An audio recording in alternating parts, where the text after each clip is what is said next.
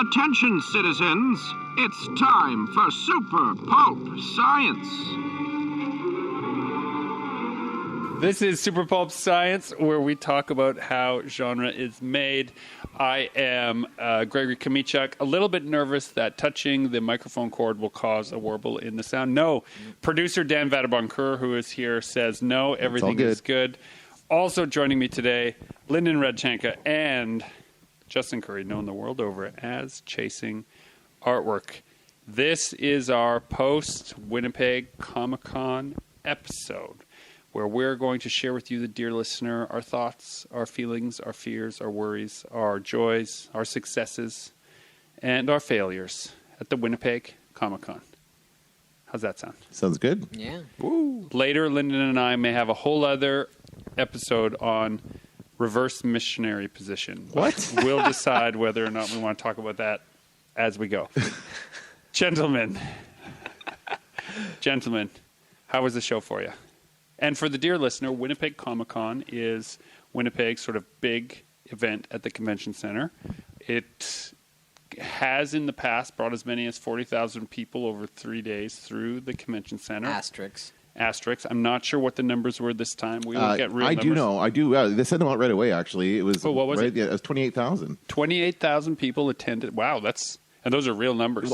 Yeah. That's why I had to preface this by saying that 40,000. we were never 100% with the numbers of the old con, and it's worth saying that this convention is done by a different organization, and you guys have worked with them before. They do the Ottawa and Montreal and Quebec City, I believe, Comic-Cons. Yes. So this is their second time in Winnipeg, and their first full, unrestricted, no pandemic, just full-on con, right? That's what you guys had. That was a big difference. Yeah, last year we were still the event was still ongoing, so it was reduced foot traffic, reduced vendors. Every table was a little more spread out, so everything was just had a cap on it, how many people were allowed to be there and sell and stuff like that. Yeah, it's worth mentioning that the organizers on that first show back kept the floor space the same, but limited the number of vendors so that we could be very spread out during that first and that was show not back. the case this time around. It was packed in there. I can't even imagine what that would have looked like last year. I wasn't this there. This time it was you were in France.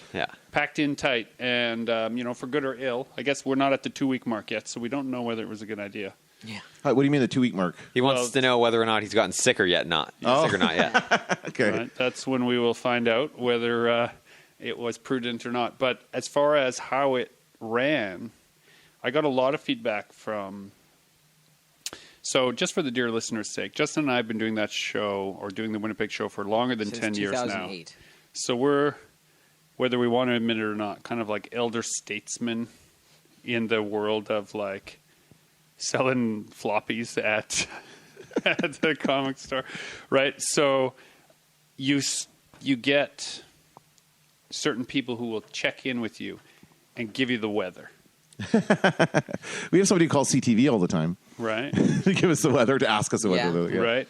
And so people will, be they volunteers, be they fellow vendors, be they whatever, and the resounding, returning message was, wow, the show is so well organized, the traffic is so good, and one thing that they did was they made it so that you had to enter from one exit and leave through the other. You had to exit through the gift shop. You had to cross the show floor if you decided it's time to go. Is that right? Yes. Oh, Yeah. I didn't notice that. And I think while at first that was really hard on people who were used to the show being laid out a certain way, there was a learning curve on Friday. But by Saturday, people felt, it's set up. There's a new setup. There's a new way to come and go. I think that was really beneficial. And it's just going to get better from here, right? Because now they know. So in future years, go ahead. Speaking of coming and going, one of the things I really appreciated was when the past organizers during setup, they would cut off all entrances and exits, and during setup, you were a vendor, right? So you had to use the freight elevator or the loading dock or this one dinky elevator, and there was no other way up and down from the floor. So it created kind of a bottleneck for people who needed to load stuff in a couple trips going from the parkade up or whatnot. And my very first year, I got stuck in an elevator because there's only one passenger elevator, so there's always a lineup for it, and it was always crowded. So I got stuck in it one year, and years after that, I learned to use the freight. Doesn't matter how much I had. I'm using the freight elevator from the parkade. The irony there is I was recently trapped in our freight elevator because I didn't want to use the regular elevator to carry my stuff in. I think the dear listener should also know that our freight elevator was built for horses because this building is quite old, quite seasoned. Yes. Why would you need to take a horse up to the 7th floor? Because back in the day, right, in the 1800s, if you needed to move a 1,000-pound piece of sewing equipment, I guess so, you needed a horse. Bring the horse That's up. true. Yeah, they didn't have forklift stand. That's fair. Right? Okay. The only reason that They elevator had Nellie still works. clip-clopping her way through what is now our studio space. Yeah, this is a heritage building, so they can't destroy that elevator, but it would not pass. Occasionally it stops working. If it In stops Italo, working forever, they can get rid of it and replace it, essentially. Maybe. I'm not sure exactly how that works. All I know is that while I was trapped in it, our building manager came to the bottom and through the little door at the base of the elevator and called up to me, "Are you okay?" And I was like, "Yeah." He's like, "Are you panicking?" I was like, "No." He's like, "Help is on the way." And then I realized, oh, there's a checklist. He's going through the checklist. Nice. Well, these are just some of the tasks you'll be asked to perform, young Flanagan. This is the Upper East Side, the saloon capital of the world. Big time. Are you ready for the big time, young Mr. Flanagan? I think I can handle it.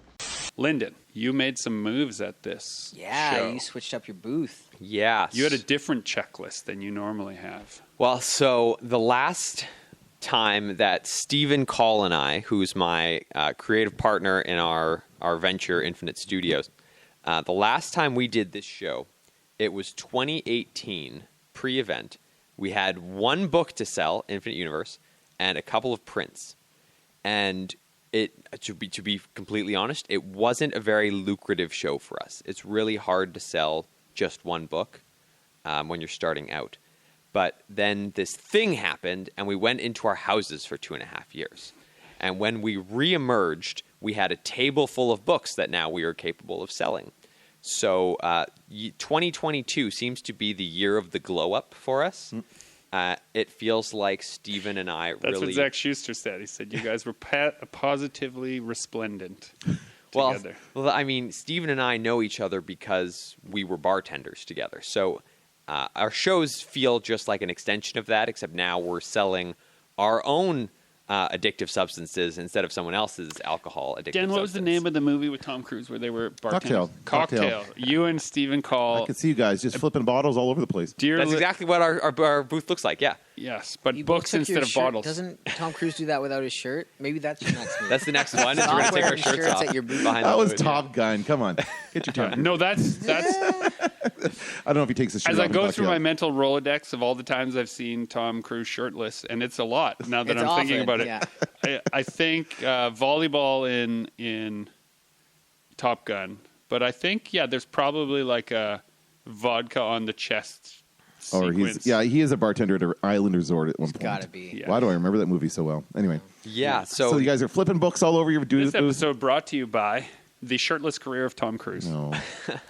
Yeah, so now our table, I think we have 3 or maybe 4 full-length books, plus we have 3 floppy comics, plus a stack of prints that are all sort of available to us to sell and bundle and try and swindle people into giving us their money for.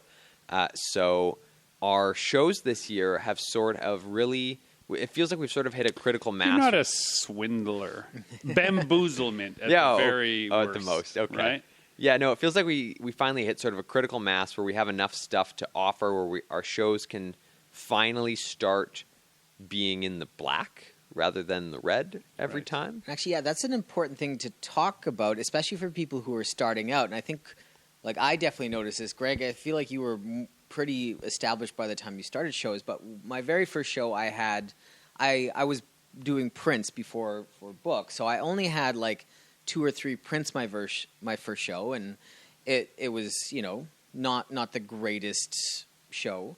But then you get that threshold, and it doesn't matter what it is. If it's pins, if it's books, if it's prints, when you only have like 1 or 2 things at the table, it's hard to get people interested. But as soon as you hit that threshold of whatever it is, 10 prints, 3 books, 15 pins. You sort of build a Suddenly, menu. you notice a completely different experience. I think if you're visiting the same city, like if, we're in Winnipeg, there's 750,000 people, give or take, in Winnipeg and its surrounds. And so if you're in one city and you're doing a number of Comic-Cons, literary events, whatever, but you're visiting the same place, one metric you can use is that as long as it's roughly the same sorts of people who are going to be coming to those events, you can start to rely on a 20% return customer base if they're happy. So if you sell 100 things, 20 of those people will come back and they'll say, I remember you, I liked this, I'd like some more of that. Mm-hmm.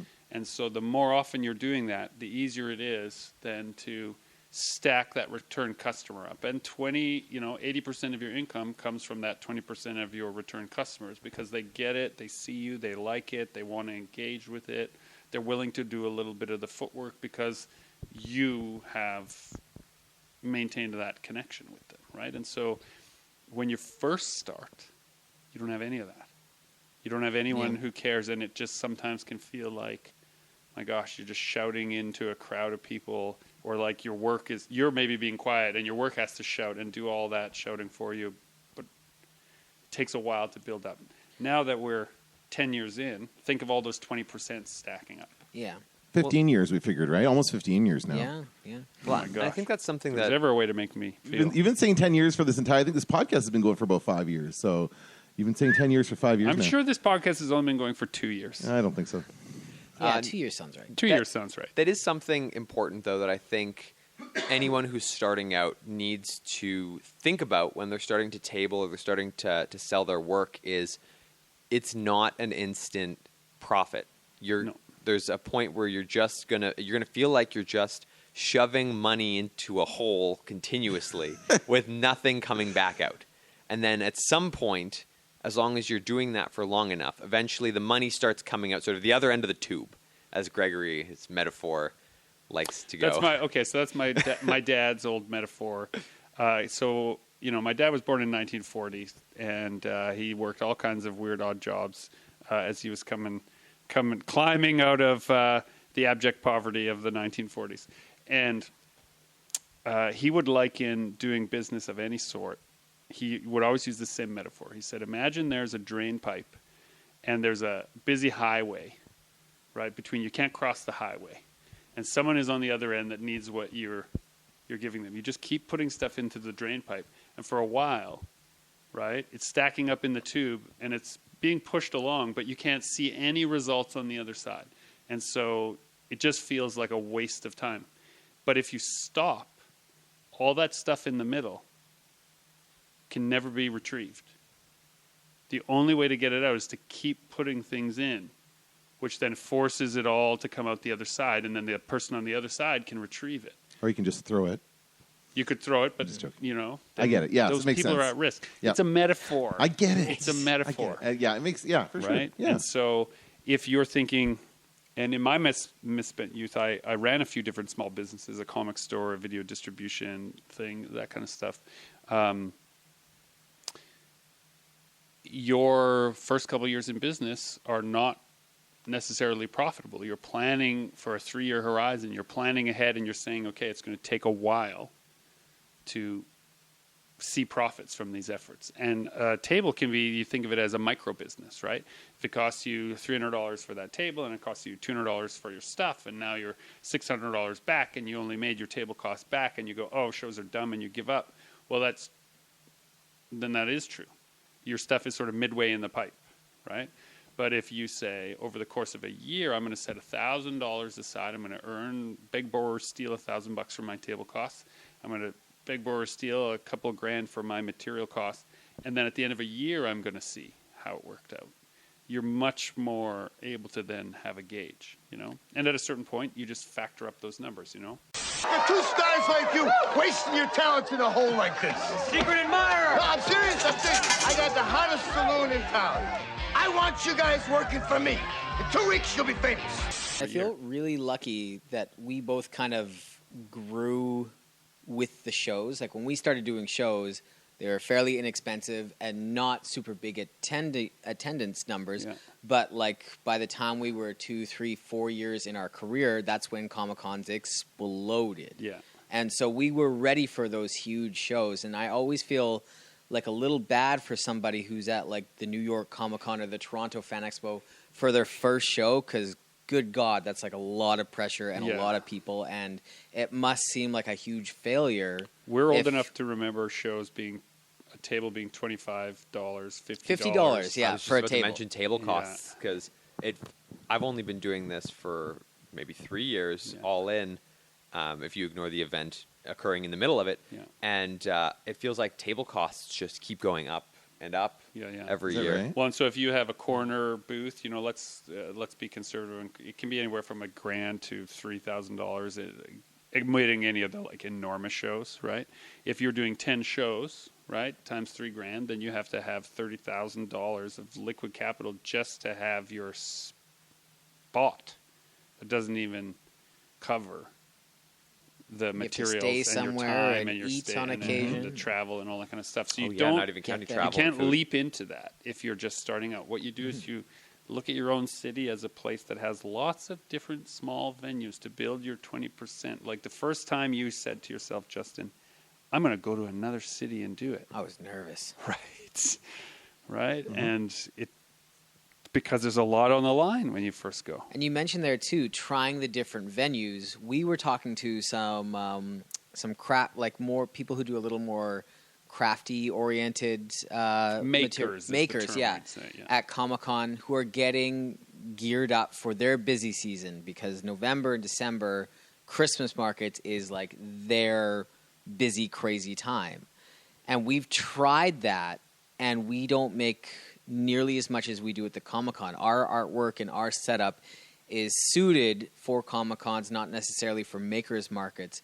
But we tried. We tried it out. And I think it's important, maybe, if you're starting out, trying a bunch of different style of shows, because maybe Comic-Con isn't the place for you. Maybe the makers market is where your audience is, where your demographic is, and those are going to be the big shows for you.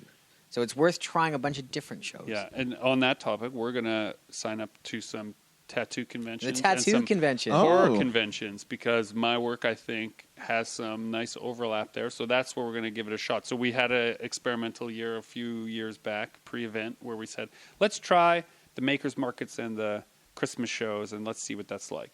And the return compared to the cost of my absence from my family during those December months just wasn't worth it. That has value. We only sold to the boyfriends and husbands that got dragged there and didn't want to be there, and were shocked that, hey, there's some nerdy stuff here. I'm going to stay here, That's why honey. it's good for you to be there, though, right? Like, there's an audience there for you. That audience is pretty small compared to the rest of. That's right. We were like the lighthouse in a stormy sea for some people at those shows. Yeah. And a different, much more expensive. The tables are more expensive at the crafting markets.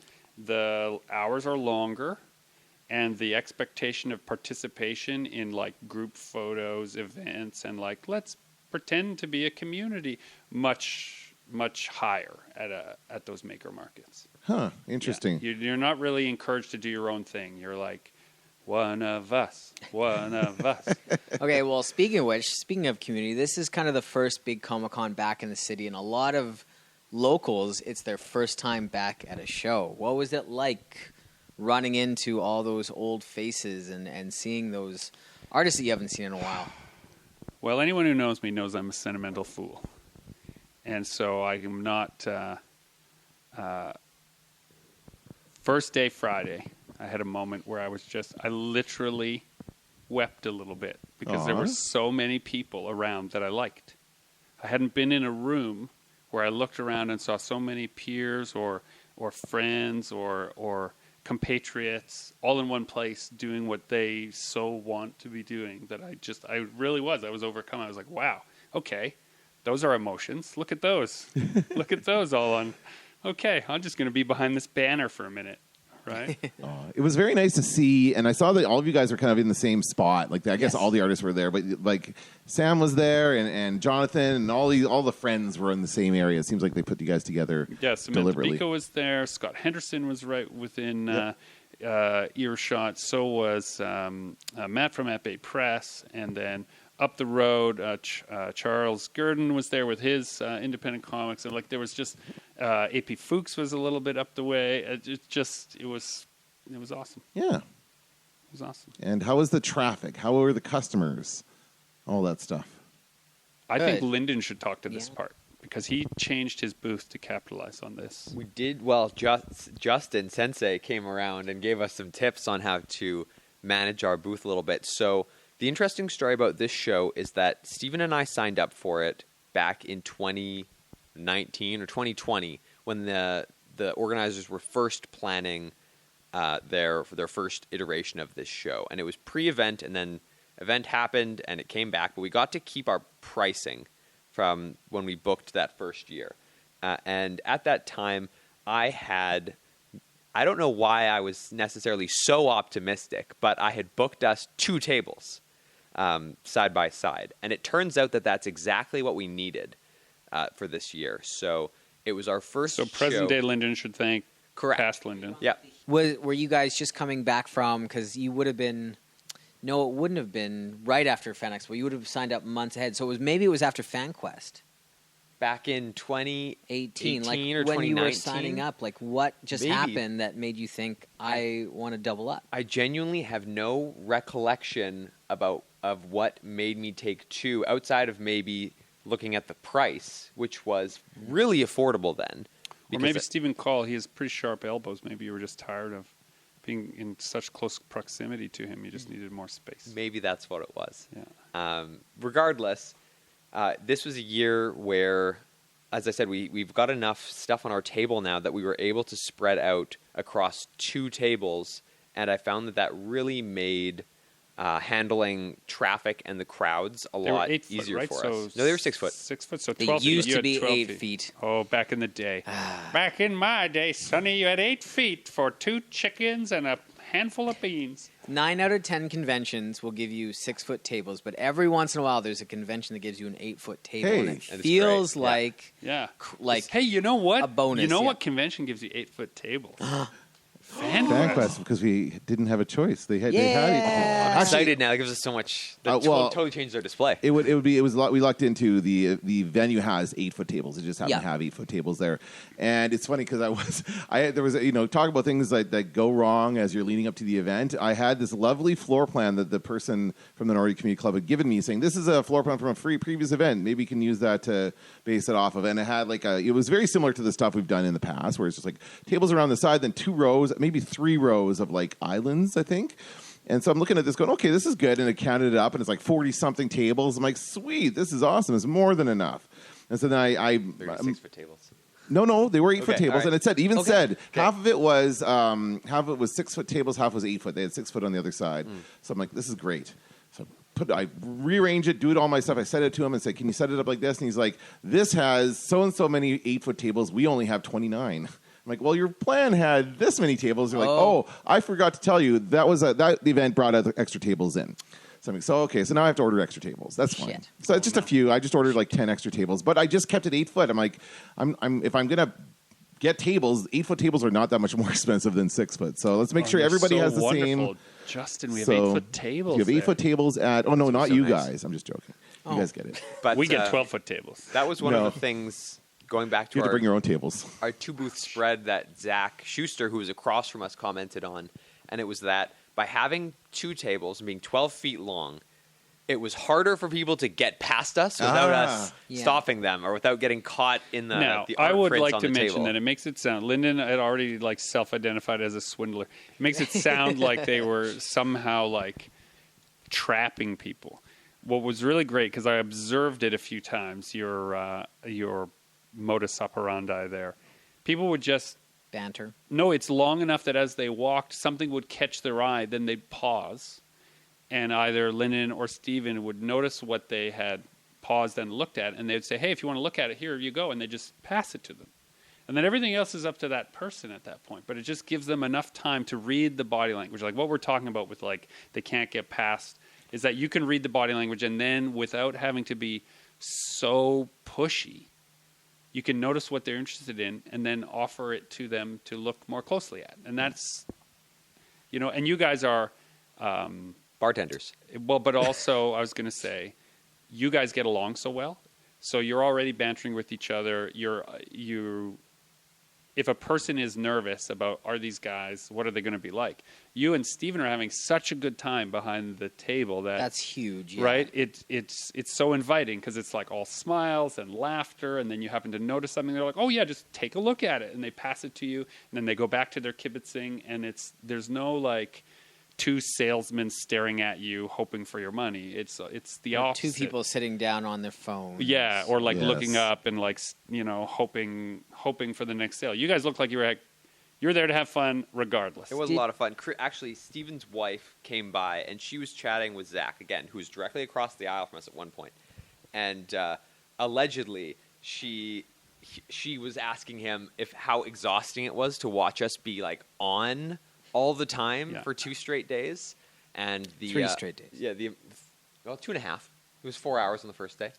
But you still have that, like, the setup Sure. and everything. Yeah, but just the amount of almost It just showmanship shows how much more committed you are, Justin, that you consider it a came full day. through on it. So yeah, there was a lot of being up when you're selling stuff. But again, like Justin said, you don't want to be that person that's sitting behind your table on your phone, Just sad. just people Or walking, angry. blowing by you. Yeah. Now, Introverts who are listening to this saying, F you. There is a way that you as an introvert can completely take everything that Lyndon's doing and use it for yourself. The difference is, right, either bring a person who is personable with you, and then you be the artist talent sitting on the side, sketching, drawing. You can be doing whatever you want, and they're speaking on your behalf, where they say, this is so-and-so's work. This is, and you have a hype person in your life, I almost guarantee it. Someone who believes in your art sometimes when you don't. Ask them to come to the show with you for a little It's also bit. so much easier to gush about somebody else's work Yes. than your own. So They'll Yeah. and I think that's what works so well in Steven and I's dynamic is it's a lot of almost deflecting praise onto the other person, Right. and that makes us seem more likable. Yeah. And then also, introverts, if you're there, you can put up a little sign. I've seen it. This is why I'm saying this, because I saw it and I was like, oh, that's so cute. It was a little sign on a table that said, I am an introvert. Though I have trouble making, I'm paraphrasing now, but though I have trouble making eye contact, I really do appreciate all the time you're spending at the table. And if you have any questions, I will answer them. email them to me. Right? Email. No, but it was like, okay, well, this is a person who Being upfront about it. yeah, Yeah. it's just, and I have table talkers that explain what my book is about. It was like a table talker that explained how the table runs. Oh. Like, Yeah. this is an introvert's table, right? So, and I can almost guarantee you, because I'm an introvert by nature, but an extrovert by training, the other introverts read that sign, they'll quietly stick around. Yeah. We've figured that out with introverts on the other side of the table too. Like Yeah. there are some customers that don't necessarily want you hovering Yeah, in stop front of talking to them me. the I'm going to whole make my time. own decisions. Yeah, so that's where our thumbnail trick that we stole, like I don't know exactly where it came from, but Yeah. we have a sheet at the booth that just has kind of a menu of everything that's available, all the prints, It was the books. Saskatoon or Regina that we first used it. And Steven and I have I've started been using using it it. I can't remember how long. You guys need to yeah. patent We were this at method? you had it.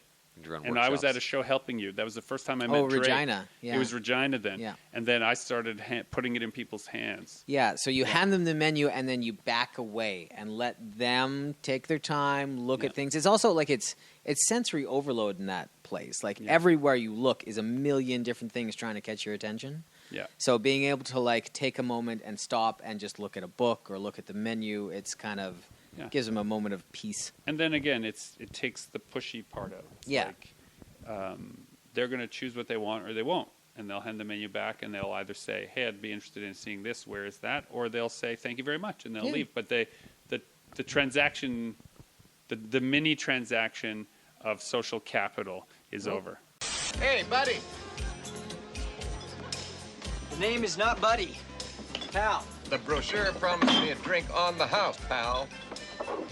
I'll take one of those orange things. So I have 2 comments, observations about working behind the table, and I would like your both professional opinions on these thoughts. And the first is that if you're sitting, first off, I find standing behind the table more successful than if you're sitting. Absolutely.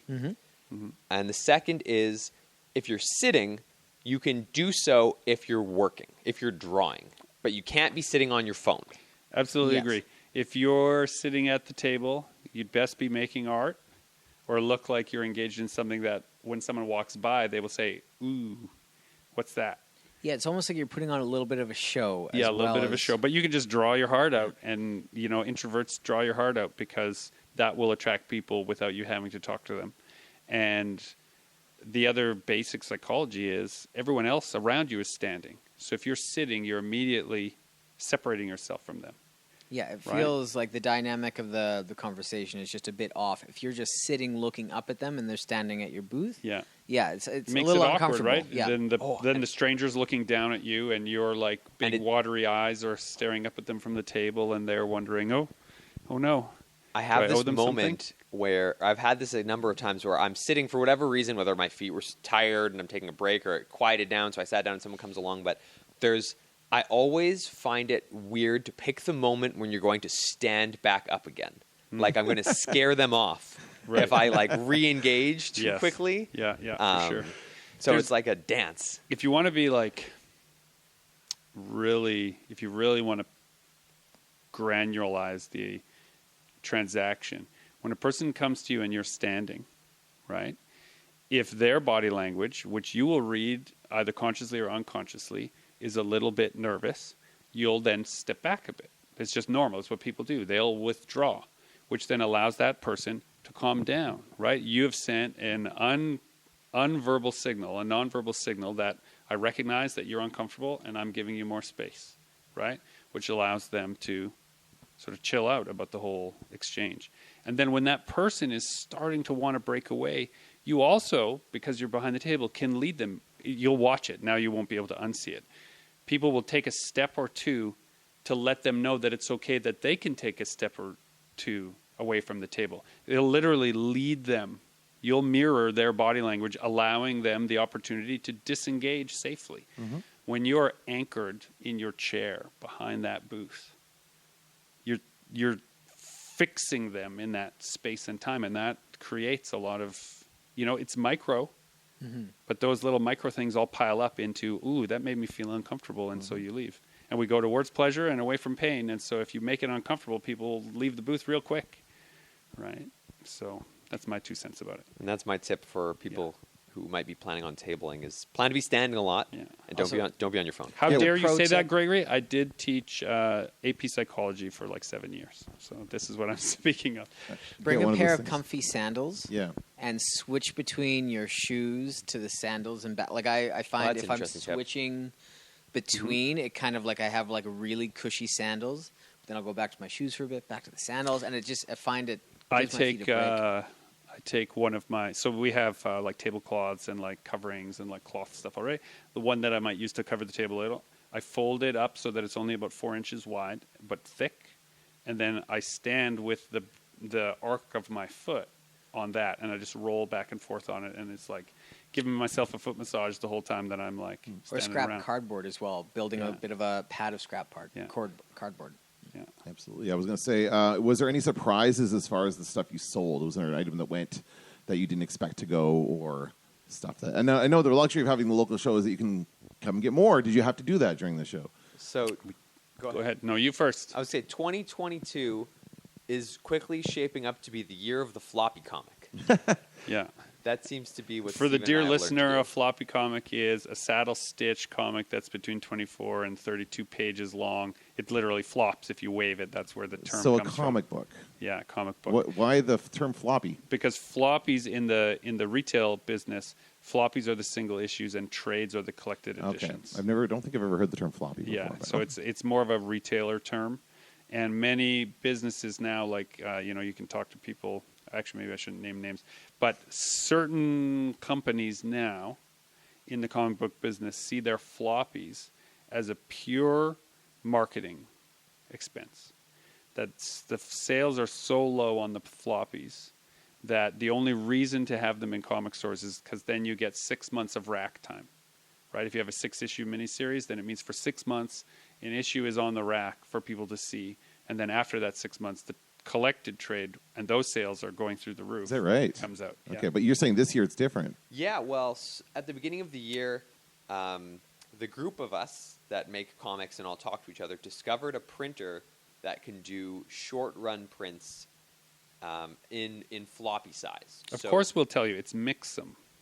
Yes, it's Mixum is the printer. You can search them up. And what is Mixum, Gregory? Mixum began as a brochure printing company, and in the last couple of years, with all of and they do short-run brochures and short-run catalog printing, which is something that needs to be available in 50 to 1,000 runs because you turn over your catalog so quickly. So they have a nice price point related to that. They produce a nice product, and we just started putting in our own formatting for comics. And then about maybe 8 months ago, their website switched, and now it says catalogs, brochures, and comics. You helped them discover a new. I'm not sure if it was us or other people model. probably doing exactly what we're doing, right? How would you enumerate what the benefits of printing a short-run floppy comic are compared to the old style of self-publishing? Okay, so I always shout, control your means of production, right? So the old model that we were strong proponents of is print a couple of thousand copies of your own book at a local big print shop. Not that many. Not a huge number, but if you're ready, copies. 1,000, 2,000, 3,000 copies. Stephen and I printed 750 copies of our first book. Right, but you go to a big printer, you get a little bit of a price break, you get a good, you store some comics, and then you whittle down the debt of that book until it's in the black, and then, it might take you 20% or 25% of your print run to pay off the bill, and then the rest becomes profit. And if you control that means of production, then as long as you're selling that book and you don't discount it for the entire life of that print run, now you're making decent profits. Before you get to this stage, figure out how you're going to sell 10 books. Yeah. So right? Where are these going? Where are these going to be sold? This speaks exactly to what Lyndon is talking about. The benefit to Mixum is you can have a product that is as high quality, but you only order 50. You only order 10. You only order 100. And you decide whether or not there is a market for your thing before you push print on 1,000 copies. So it's become a really great little middle ground tool for me because I have 5 different comic projects right now which are ready to be a graphic novel. I can just push print on them. But I don't know which one is really the one that people want. So I made first issues of all of them. And now, at a low ask, I can have 100 copies of each of those whenever I need them at a pretty decent price break. It's not great, but it's not. What's the price point for customers? Your margin, so to print a full color 28-page comic, you're looking at it'll cost you about $4 or $4.50 to print, and you have to sell them for at least $10 generally. So if you're doing something that is exclusive, short run, you're used to a $10 price point, a $15 price point, and you're normally having to print 1,000 on a web press in order to get enough of them that you can skip that step. It becomes a cost benefit, right? If to you have a big enough, if you're 20%, this is good because we talked about this earlier. If that 20% of return customers you can rely on, then you know that a certain percentage of your print run is already paid for as soon as you show up to a show. Then the rest becomes profitable and worthy of experimentation. And if you tell those people there's only 100, like you were doing with Laundryman, there's only 100 of these. The reason we're asking this price and not this price is because it's a short run. Yeah. And the next set of them will either have a different cover or some different content. And so they become unique, they become rare, they become collectible. They also become kind of like a unique experience where that person who took the time to talk to Lyndon about Laundryman, who has this one black and white ash can, they know they're one of 100 people that gave a shit, and it becomes their badge of honor. But to get to the technical side of it and to answer your question even more, Dan, right now there is a global paper shortage, so printing anything is more expensive than it normally is. And I crunched these numbers this morning, so I'm just going to go over the numbers that we've been looking at. And just also for some clarity, there's higher costs of shipping right now because there's higher fuel costs everywhere. The paper cost is related to that fuel cost, right? There's a worker shortage. There's inflation. And there's inflation. There's all those things have stacked up. Times are tough. But to get right into the nitty-gritty part, and I'll try and do this as quick as possible. Use Laundryman as your full example. Yeah, Stephen and I have been looking into printing Laundryman as a full volume right now of 80 pages. If we want to do a full run of a color book At 1,000 copies, it's going to cost us just under $8 to print one book at 1,000 copies. So It's about $8,000. it's about $8,000. If we wanted to go on a short-run printer, From our printer in Altona. Correct. Friesens. Yeah. Donovan, we love you, and thank you for trying to shave a buck off of that invoice. We but saw it. If we want to go to a short-run printer like Mixam, we can print 300 copies, but it's going to cost us $11.50 a unit. So Instead of $8 a unit. Instead of $8 a unit, but the difference is that the final bill, instead of being $8,000 for something that there's going to be stock that we're not going to get to for a couple of years at this point. Yeah. We can print 300 copies at $3,500, and we're going to be getting into that stock a lot sooner. And it means that we retain $4,500 for other printing projects if we have those coming up in the next year. So it's about keeping your available cash flow available when you have multiple projects. So it's sort of a balancing act in that way. And this is a nice example because as you scale, as your career builds, Lyndon, and you're into the 10-year mark, just times all those numbers by 10 for what kind of money you need to make it all work. Yeah. But it's also about not being greedy, right? You can make a profit, but you're still making a profit. You're just not making as much money as you would if you bought more. And so then what you do with those is you don't do away shows. Yeah, with those. You save money on that. You only sell those locally, and you do more local events so that the loss of that extra third markup, which you normally recoup, right, against your travel expenses, now you don't have that margin, so you want to be careful about what you bring where. Let's get out of here. Darling, I think you've had enough to drink. Oh. Brian. Bonnie, what are we playing, musical highballs here? Come on, heel, boy, heel. Come again? When I went to Quebec, I only brought books that were already in the black. I only brought stacks of product that every dollar that I make from it is dollars on my bottom line. It's like pure profit. And so good show or bad show, I don't have to then also calculate what do I owe back against. Right.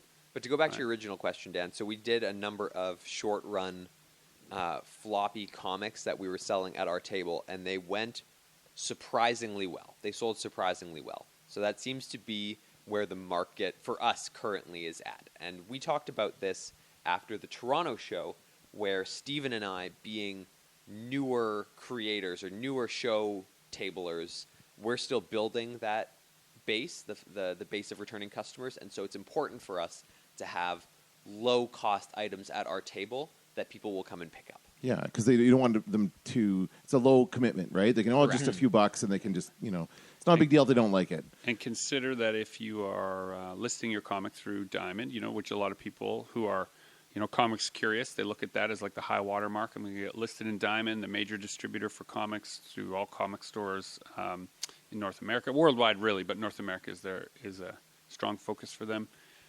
You might get an order of 3,000 copies. And so why would you print only 300 this way if you might get an order for 3,000 that way? And the answer is how many hands are in that chain taking it. You're only going to get 80 cents for those 3,000 copies in the first place, right? Mm-hmm. So you're going to earn the same money for much less effort. Yes, you will have less exposure, but if your goal is a living wage, you have to make different decisions than if your goal is, can I get famous or known? And as you build your career, you make choices. There are choices that Justin and I have made where we're like, this is good for us to be with that publisher. It makes us legitimate. This other decision is good for us. It pays for the studio, right? Mm-hmm. And so as you pick projects, you figure out which one fits where, when, how, and why. So... Cool. That's the salient point. How did we get on this? I don't know. What were you guys surprised sold Yeah, well yeah. at the show? That's the question. Oh, yes. that was the question. And then we'll have to wrap it up after that. Yeah. Go ahead, Justin. What were you surprised about with how your table went? Well, kind of going off of what you guys were just saying, one of the greatest things was on Sunday, I started to really push in my Dragon Nanny graphic novel as with my print packages, right? So most people who come to my table are interested in my prints, and the books are kind of secondary. Some people do come to my table for the books, but the way my booth is set up and the way my business runs, prints kind of steal the show. And for the dear listener, see previous episode titled The Ziggurat for how Justin creates just a great, gigantic, beautiful art display. So we've talked about this before too, where a book is more of an investment for the person, right? They don't know if they're going to like it. They don't know if it's for them. They don't, there's a lot of unknowns. They look at a poster. They know immediately, I love that. I want that on my wall. So it's an easy purchase for them to make right off the bat.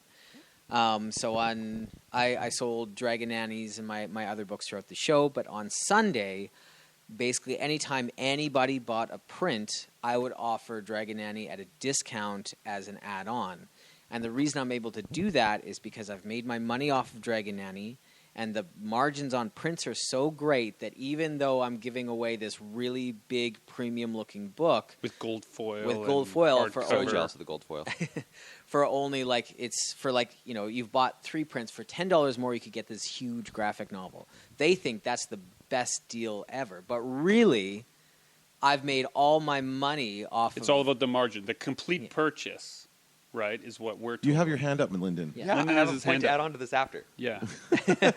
So, I sold I don't know how many pounds worth of Dragon Nanny, but I brought a ton because again, local show. I have no idea how many I brought, but I brought like a suitcase and a half worth of it, and I left the show with 3. And the other amazing thing about that was I shot of Sam and Gregory. Sam edited Dragon Nanny. Gregory did some writing at the end of Dragon Nanny. And so I was able to send the book to those 2 people as well, which then brings customers your way, whether they were coming or not. And then we would all do drawings in it. And Justin would usually do a great, brush pen illustration in the cover, and then he'd be like, go see if either of them can draw better than me. And so, I would try to, I'd poke fun. We'd make it kind of like a bit of a game. And so that banter then brings people because they want to see the reaction. They're like, well, is everything okay between you and your collaborator? Because he says you're no good at drawing. And it'd be like, Justin. And then you just, it makes it fun for people. Yeah. But they also got 3 free drawings out of the deal. Yeah, so it's great for them when everybody wins. I was just going to say, Stephen and I's table worked sort of the reverse, but same as that model, which our table was essentially spend $30, get a free print. And we were normally pricing prints for $20.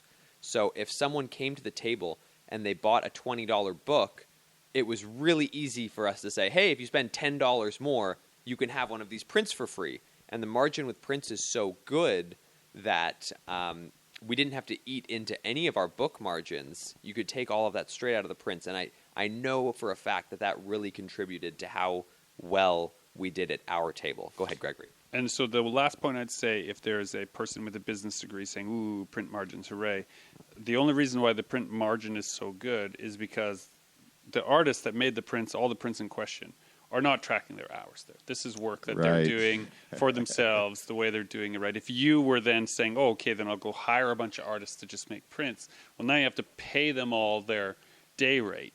Then your margin is a lot different. But because we're making art all the time, all day long, we take our favorite ones and we say, okay, now we're going to print it. When we're talking about is like the hard cost of turning our labor into, I hate saying it this way, but turning our labor into a commodity. Our hard cost is so much lower because a single piece of paper, no matter how high quality that print paper, is always going to be less than a graphic novel. Right, because there's less material. Right, but the price point, people accept them as equal. It's weird. It's weird how that happens. Gregory, what was your surprise? I guess my big surprise was for the first time ever, the non-drinker, right, was signing beer cans with my art on it.